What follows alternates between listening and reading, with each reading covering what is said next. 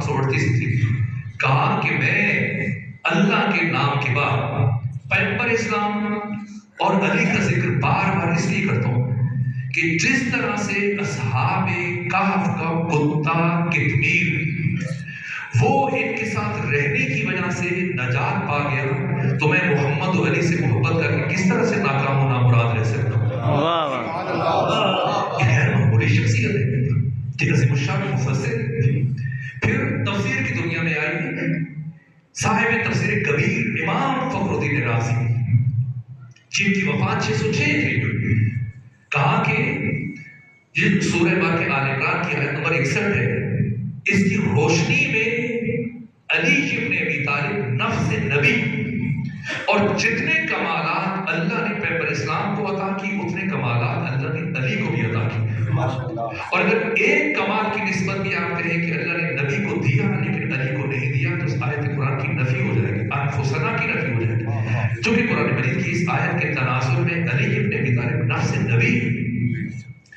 امام غزالی جن کی وفات 505 ہجری میں ہوئی، چھوٹی شخصیت نہیں، کتنے بڑے عارف ہیں، فیلسوف ہیں، جامع شناس ہیں، سوشیالوجی علم الاجتماع کے بہت بڑے دانشور مانے جاتے ہیں اور مختلف علوم میں ان کی شخصیت مسلم ہے.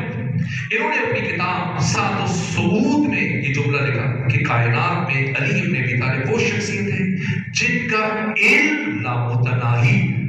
یہ چھوٹی بات ہے کہ اتنی بڑی شخصیت امام غزالی جو خود ایک مسلمہ شخصیت ہے وہ آگے یہ کہے کہ علی ابن ابی طالب کا علم لامحدود لامتناہی. یہ چھوٹی بات ہے.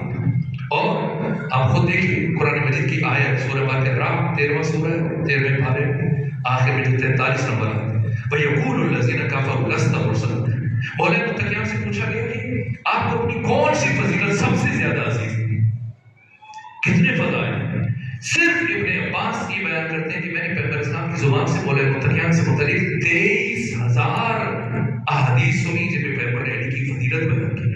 باقی صاحب نے کہا مرسول، یہاں تک کہ پیغمبر کی اسلام کی زبان سے سب سے زیادہ جس ہستی سے متعلق گفتگو ہوئی وہ علی ابن ابی طالب. میں نے یہاں تک پڑھا کہ پیغمبر گرامی اسلام جب نماز شب کے لیے جاگتے تھے، نماز تہجد کو پڑھنے کے نماز تہجد ادا کرنے کے جب پیغمبر اٹھتے تھے تو یہ ام سلمہ روایت کرتے ہیں کہ پیغمبر اسلام سحر میں جاگنے کے بعد سب سے پہلا کام جو انجام دیتے تھے جاگ کر نماز شب پڑھنے سے پہلے تہجد پڑھنے سے پہلے علی ابن ابی طالب کے چہرے کی زیارت کرتے تھے اور رات